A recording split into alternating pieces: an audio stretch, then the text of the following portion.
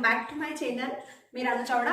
आज हम ऐसे टॉपिक पर डिस्कशन करेंगे जो कि बहुत ज्यादा रिक्वेस्टेड है, क्योंकि मुझे बहुत सारे ऐसे कमेंट्स आए थे कि मैम आपने विटामिन की जो सीरीज बनाई है वो बहुत अच्छी है और आप उस पर आगे भी और आगे के जो विटामिन है उन पे भी आप बताएं और डिटेल में वीडियो बनाएं, और उसका होम्योपैथी में क्या सप्लीमेंट्स हम यूज कर सकते हैं विटामिन के लिए वो भी आप बताएं।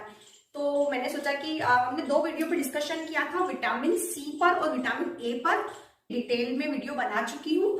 और अगर आपको देखना हो तो आप मेरे डिस्क्रिप्शन बॉक्स में मैं लिंक भी मेंशन कर दूंगी, तो आप वहां जाकर भी उसे देख सकते हैं। तो आज तो हम विटामिन डी के बारे में बात करेंगे। विटामिन डी जो है को स्टार्ट करने से पहले अगर आप मेरे इस यूट्यूब चैनल पर नए हैं तो आप मेरे चैनल को सब्सक्राइब कर सकते हैं और बेल आइकन पर क्लिक कर सकते हैं, ताकि जब भी मेरी नई वीडियो आएगी तो आपको इसका सबसे पहले नोटिफिकेशन मिल जाएगा। अगर आप मेरे चैनल को सब्सक्राइब कर लेते हैं तो आपको मेरी आने वाली आगे की जो अच्छी अच्छी और भी इंटरेस्टिंग जो वीडियोस होगी वो देखने को मिलेगी। और सब्सक्राइब करना बिल्कुल ही फ्री है, तो आप बिल्कुल सब्सक्राइब करके ही जाइए। फर्स्ट में जो विटामिन होते हैं, विटामिन जो है वो हमारी बॉडी में माइक्रोन्यूट्रिएंट का वर्क करते हैं और इनकी हमारी बॉडी में बहुत ही स्मॉल अमाउंट में ही जरूरत होती है। तो आज हम विटामिन में डी विटामिन पढ़ रहे हैं। तो विटामिन डी को पढ़ने से पहले हम जान लेते हैं कि जो विटामिन होते हैं वो 2 टाइप्स के होते हैं। एक होते हैं फैट सॉल्युबल विटामिन और एक होते हैं वाटर सॉल्युबल विटामिन। तो जो फैट सॉल्युबल विटामिन होते हैं उसमें होते हैं ए, डी, ई, के, और जो वाटर सॉल्युबल विटामिन होते हैं वो होते हैं विटामिन बी और सी। तो आज हम विटामिन डी की बात कर रहे हैं। तो विटामिन डी जो है वो एक फैट सॉल्युबल विटामिन है। विटामिन डी जो है हमारी बॉडी में बोन जो होती है उसकी हेल्थ को मेंटेन करने के लिए सबसे ज्यादा जो इंपॉर्टेंट विटामिन माना गया है वो विटामिन डी है। और जो विटामिन डी जो है वो हमारी बॉडी में जो सेल्स होती है उनके फंक्शन और को भी रेगुलेट करता है। तो अब क्वेश्चन ये आता है कि एक हेल्दी पर्सन को कितना विटामिन लेना चाहिए।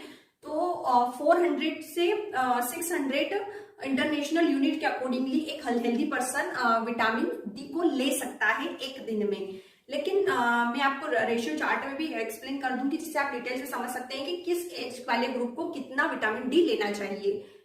पर जो विटामिन डी है वो एक फैट सॉल्युबल विटामिन है। तो विटामिन डी की हमारी बॉडी में रूटीनली उसकी जरूरत नहीं लगती कि हमें एवरी डे विटामिन डी की जरूरत लग रही है, क्योंकि फैट सॉल्युबल जो विटामिन होते हैं वो मंथ तक हमारी बॉडी में स्टोर होकर रह सकते हैं। तो अगर हम पूरे मंथ के अकॉर्डिंग भी ले लेते हैं तो हमारी बॉडी में स्टोरेज रहता है उसका, और जब हमें जरूरत होती है तो उसका यूज होता रहता है बॉडी के अंदर। तो एवरी डे लेने की जरूरत नहीं पड़ती है। समझते हैं कि विटामिन डी की मैकेनिज्म क्या होगी। मैकेनिज्म की बात करें तो जो विटामिन डी होता है, सबसे फर्स्ट में जब हम सनलाइट के अंदर होते हैं तो सनलाइट से भी हमें विटामिन डी मिलता है। ये तो आपको पता होगा, और जिन्हें नहीं पता है तो अब पता चल गया होगा कि जब हम सनलाइट में जाते हैं तो जो सनलाइट हमारी स्किन पर पड़ती है तो हमारी स्किन में जो सनलाइट होती है वो स्किन जो होता है वो विटामिन डी को बनाता है। और सनलाइट के अंदर विटामिन नहीं होता है। जैसे ही हमारी स्किन के अंदर सनलाइट की जो रेज होती है वो एब्जॉर्ब होती है तो वहां पे विटामिन डी का मैन्युफैक्चरिंग हो जाता है। और अगर हम कुछ भी फूड वगैरह खाते हैं जिनके अंदर विटामिन डी प्रेजेंट होता है, या फिर हम विटामिन डी के सप्लीमेंट्स ले रहे हैं, तो सबसे पहले हम ओरल रूट से उसे ले लेते हैं। उसके बाद में जो विटामिन डी होता है वो इंटेस्टाइन से एब्जॉर्ब हो जाता है। इंटेस्टाइन के थ्रू वो फिर एब्जॉर्प्शन के बाद में वो लिवर में पहुंचता है। लिवर के बाद में वो हमारे पूरे ब्लड में सर्कुलेशन में आ जाता है। तो जब इंटेस्टाइन से एब्जॉर्ब होकर जब विटामिन डी लिवर के पास पहुंचता है तो वो कैल्सीडियोन में कन्वर्ट हो जाता है। कैल्सीडियोन जो है वो प्राइमरी फॉर्म होता है विटामिन डी का, और फिर वो ब्लड में सर्कुलेट हो जाता है। और सर्कुलेशन के बाद में वो किडनी तक पहुंचता है और किडनी में जाकर वो कैल्सीट्रियोन में कन्वर्ट हो जाता है। और जो किडनी से कन्वर्ट होता है कैल्सीट्रियोन, ये एक्टिव फॉर्म होता है विटामिन डी का।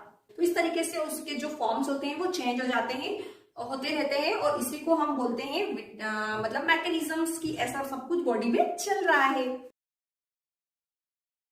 जो डी होता है उसकी जो डेफिशिएंसी हो जाती है, हमारी बॉडी में कमी हो जाती है, तो क्या क्या सिम्टम्स आते हैं। इसको समझने से पहले हम ये चीज को समझेंगे कि अगर बॉडी में विटामिन डी की कमी हो जाती है तो बॉडी में कैल्शियम, मैग्नीशियम और फॉस्फेट का भी जो एब्जॉर्प्शन है वो बंद हो जाता है, क्योंकि ये आपस में एक दूसरे से कोऑर्डिनेट करते हैं। तो इन तीनों का, किसका, कैल्शियम, मैग्नीशियम और फॉस्फेट का भी एब्जॉर्प्शन बंद हो जाएगा। अगर इन तीनों चीजों का एब्जॉर्प्शन बंद हो जाता है बॉडी के अंदर, तो सबसे पहले अगर कैल्शियम का एब्जॉर्प्शन बंद होगा तो जो पर्सन होगा उसे क्या होगा, उसकी जो बॉडी होगी उसमें जो उनकी जो बोन्स होंगी वो कमजोर होगी, ऑस्टियोपोरोसिस होगी। मैग्नीशियम के कम होने से मसल्स में पेन होगा, पर्सन को मसल्स में बहुत ज्यादा, और उससे कॉन्स्टिपेशन भी होने लग जाता है, एंजाइटी रहती है, डिप्रेशन रहता है, थका थका सा पर्सन रहता है, मतलब उसके लंग्स में भी इफेक्ट आता है कि उसके जो लंग्स होते हैं उनमें इन्फेक्शन हो सकता है, उसमें निमोनिया, अस्थमा देखने को मिल सकता है। पर्सन का ब्लड प्रेशर थोड़ा हाई हो सकता है, कई बार थोड़ी डायबिटीज भी देखने को मिल जाती है। विटामिन डी जो है उसके क्या क्या सोर्स हो सकते हैं, कि हम विटामिन डी को कैसे ले सकते हैं, हमारी बॉडी में कमी हो चुकी है तो हम नेचुरल क्या सोर्स होंगे। सबसे पहले सनलाइट, सबसे फर्स्ट में सनलाइट में अगर हम जाएंगे तो हमें विटामिन डी की कमी नहीं होगी कभी।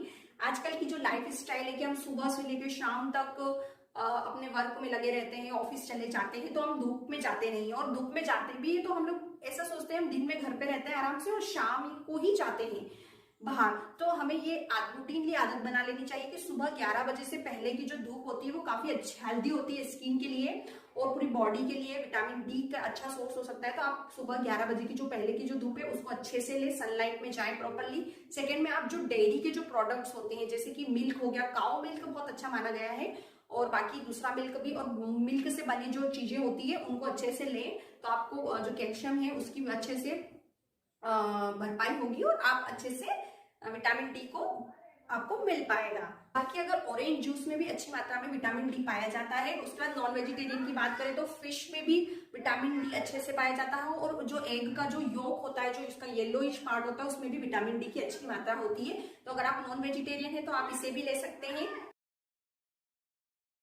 हमारी बॉडी में बहुत ज्यादा विटामिन डी हमने ले लिया कभी गलती से, या बहुत ज्यादा बढ़ गया, टॉक्सिसिटी ऑफ विटामिन डी, मतलब बहुत ज्यादा विटामिन डी हो गया, तो क्या क्या सिम्टम्स आएंगे, वॉमिटिंग होगी, नोजिया होगा, हेडेक होगा, थ्रस्ट बहुत ज्यादा लगेगी, बहुत ज्यादा प्यास लगेगी उसे, डिजीनेस होगा उसे, और इस तरीके से नॉर्मल थोड़े बहुत सिम्टम्स आ सकते हैं। इंपॉर्टेंट बात पे पहुंचते हैं ट्रीटमेंट पर। ट्रीटमेंट की अगर हम बात करें तो विटामिन डी के जो सप्लीमेंट्स आते हैं मार्केट में, आप उन्हें भी परचेस कर उन्हें भी ले सकते हैं। लेकिन उसमें एक चीज होती है कि आप जब तक विटामिन डी के सप्लीमेंट्स लेते हैं तब तक विटामिन डी की भरपाई आपकी बॉडी में हो जाती है, लेकिन इसका कोई परमानेंट सॉल्यूशन नहीं होता कि आप जब तक सप्लीमेंट्स ले रहे हैं तब तक आपको फायदा है। और अगर आप होम्योपैथी की बात करें तो होम्योपैथी में भी 2 मेडिसिन ऐसी है जिनको आप विटामिन डी के सप्लीमेंट्स के रूप में यूज कर सकते हैं, और उससे आपको भरपाई भी होगी और आपको अच्छे रिजल्ट देखने को मिलेंगे। होम्योपैथी में आप कैल्शियम फोर्स 6x बायोकेमिक्स को ले सकते हैं और मेक फोर्स 6x बायोकेमिक्स को ले सकते हैं। ये दोनों बायोकेमिक्स जो है बहुत यूजफुल हो सकते हैं विटामिन डी के केस में।